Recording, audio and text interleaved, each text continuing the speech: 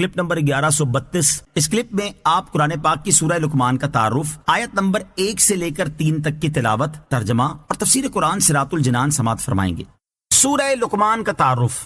مقام نزول، سورہ لقمان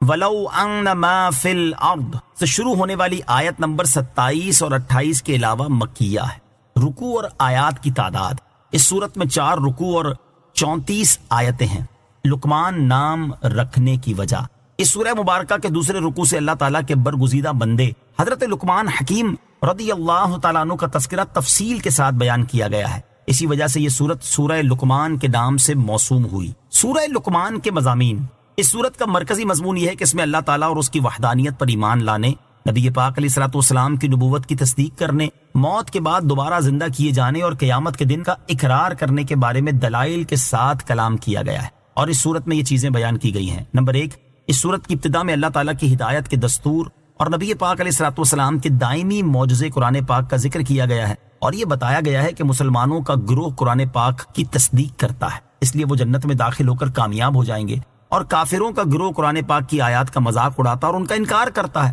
اور اس نے اپنی جہالت اور بے وقوفی کی وجہ سے گمراہی کا راستہ اختیار کیا تو وہ جہنم کے دائمی دردناک عذاب میں مبتلا ہو کر نقصان اٹھائیں گے۔ نمبر 2، کائنات کی تخلیق بیان کر کے اللہ تعالیٰ نے اپنی قدرت کا بیان فرمایا ہے۔ نمبر 3، اللہ تعالیٰ نے اپنے برگزیدہ بندے حضرت لقمان علیہ نبینا علیہ الصلوۃ والسلام کا واقعہ بیان کیا کہ انہوں نے اپنے بیٹے کو کیا نصیحتیں کی، اور اس سے مقصود لوگوں کو ہدایت دینا ہے کہ وہ اللہ تعالیٰ کے ساتھ شرک کرنا چھوڑ دیں، ماں باپ کے ساتھ نیک سلوک کریں، ہر طرح کے صغیرہ و کبیرہ گناہوں سے بچیں، نماز قائم کریں، نیکی کی دعوت دیں اور برائی سے منع کریں، تکبر سے بچیں اور عاجزی و انکساری اختیار کریں، زمین پر نرمی سے چلیں اور اپنی آوازیں ہلکی رکھیں۔ نمبر 4، اللہ تعالیٰ کی توحید کے دلائل کا مشاہدہ کرنے کے باوجود اپنے آباء و اجداد کی پیروی میں شرک پر قائم رہنے والے مشرکین کی سرزنش کی گئی، اور اللہ تعالیٰ کی بے شمار نعمتوں کا انکار کرنے پر ان کی مذمت بیان کی گئی، اور مشرکین کو یہ بتایا گیا کہ نجات کا واحد راستہ اللہ تعالیٰ کی رضا کے لیے اسلام قبول کرنا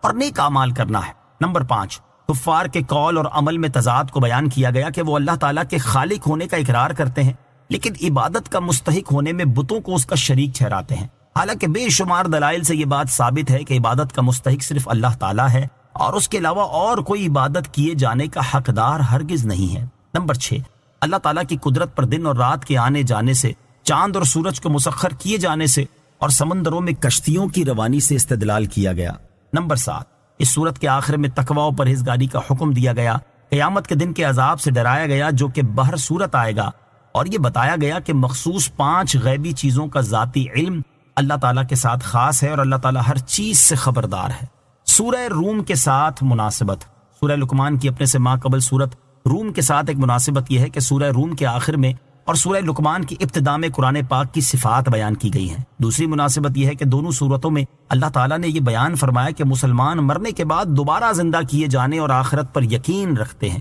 تیسری مناسبت یہ ہے کہ دونوں صورتوں میں متعدد مضامین مشترک ہیں، جیسے اللہ تعالیٰ نے بیان کیا کہ کفار و مشرکین پر جب کوئی مصیبت آتی ہے تو وہ اللہ تعالیٰ کی بارگاہ میں مضطرب ہو کر دعائیں کرتے ہیں، اور جب ان سے وہ مصیبت ٹل جاتی ہے تو وہ اللہ تعالیٰ کے ساتھ کفر و شرک کرنے لگ جاتے ہیں۔ بسم اللہ الرحمن الرحیم۔ ترجمہ، اللہ کے نام سے شروع جو نہایت مہربان رحمت والا ہے۔ الف لام میم،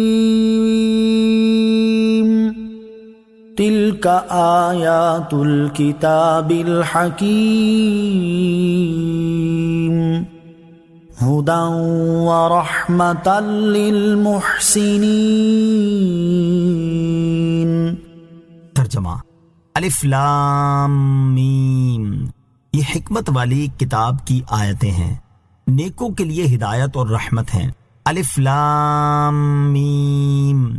یہ حروف مقطعات میں سے ایک حرف ہے، اس کی مراد اللہ تعالیٰ ہی بہتر جانتا ہے۔ تلک آیات الکتاب الحکیم،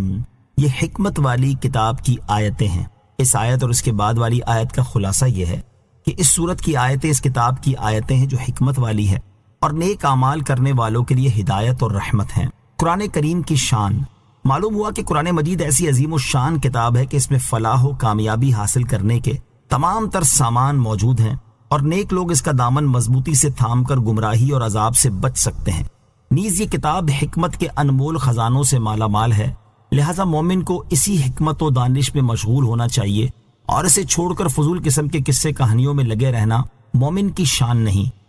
صلو علی الحبیب صلی اللہ تعالی علی محمد صلی اللہ تعالی علیہ وسلم۔ مجھے اپنی اور ساری دنیا کی لوگوں کی اصلاح کی کوشش کرنی ہے انشاءاللہ عز و جل۔